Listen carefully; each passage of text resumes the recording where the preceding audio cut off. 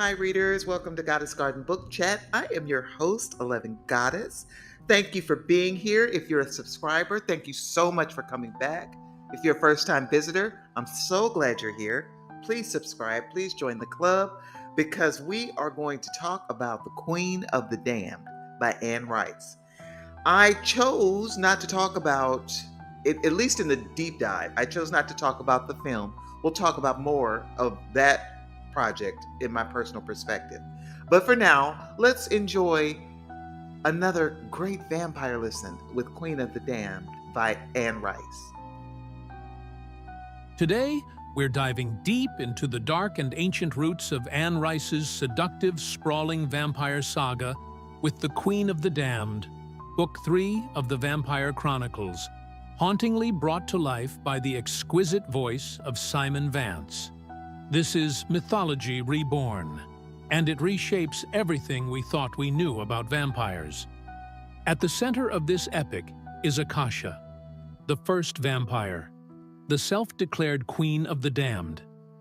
Her name is whispered with reverence and fear across centuries. But to understand Akasha is to walk backward into the origins of the curse.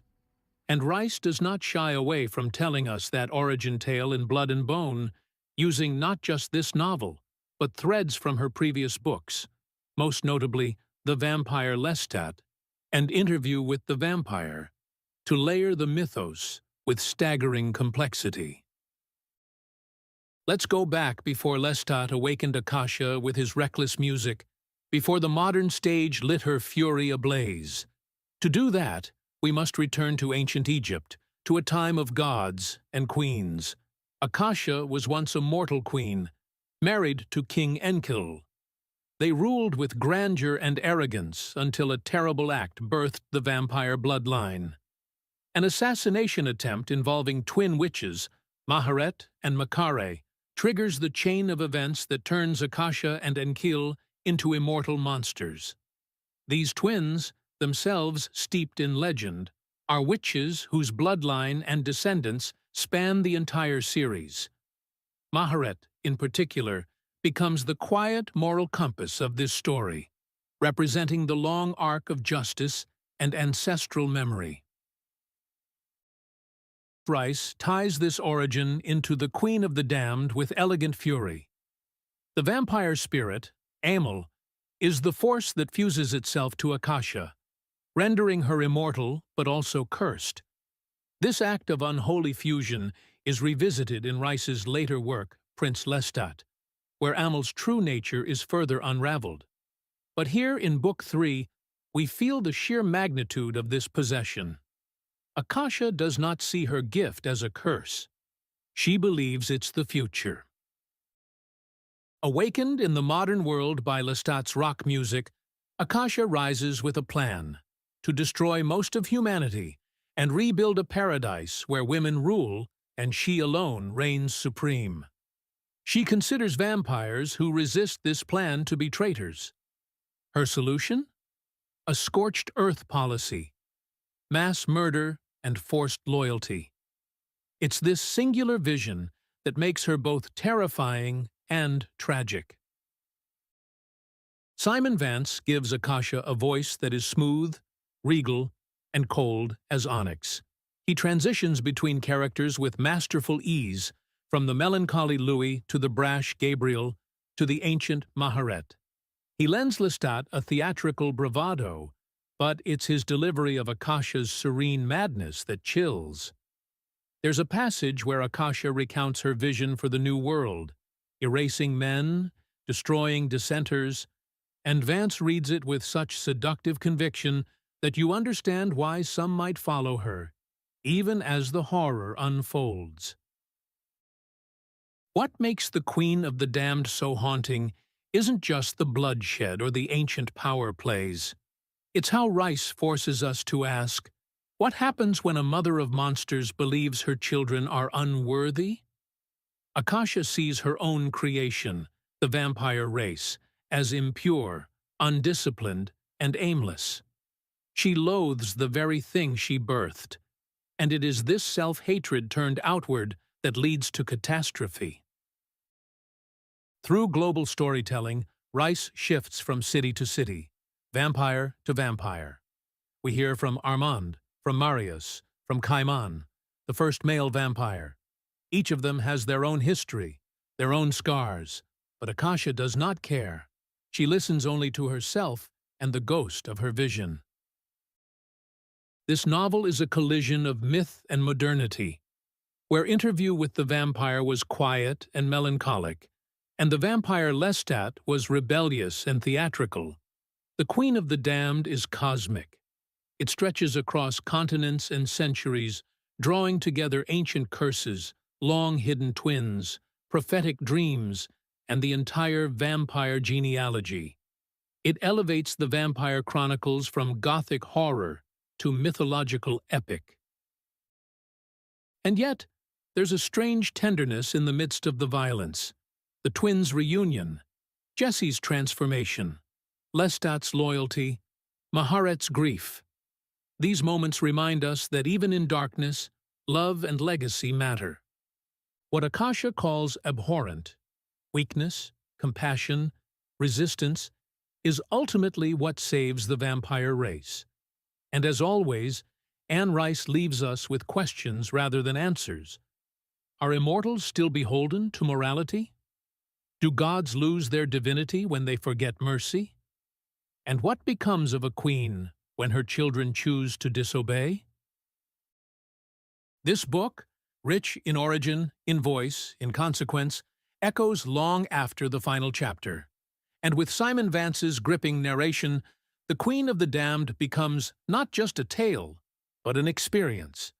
So if you're new to the Vampire Chronicles, start with Interview with the Vampire, then let the Vampire Lestat seduce you before you dive into this explosive volume. And if you've already journeyed through these tales, revisit them. Let Maharet's lineage, Mekare's silence, Lestat's theatricality, and Akasha's wrath speak to you again. From ancient Egypt to modern battlegrounds of morality and power, the Queen of the Damned reminds us, every empire has a mother, and not all mothers want their children to live. Until next time, GGBC is reminding you, in the garden of books, some flowers bloom in darkness. Stay curious, my darlings. Stay enchanted. Thank you for joining us, and please subscribe to the channel. Thank you for listening to the deep dive. And I wanted to share some of my thoughts because I think in order to talk about Queen of the Damned, you almost have to partner blood and bone because it is the origin story that lets you know that Akasha was crazy way back in the day. So when they basically were able to stone her in the sense that she was basically immortalized in stone over centuries, it was because they sort of needed a break from Queen Akasha. She was a lot. She was a lot. So I feel like if we're going to talk about both of these journeys, it is insulting in so many ways to look at the project that Hollywood created. And no shade to the actors. I do not shade the talent. They did their jobs. This is what they were working with. But oh, it was just difficult. It was so difficult to watch. You take so much out of context when you watch the movie. And I'm going to keep it real with everybody listening. I didn't make it to the end. I couldn't.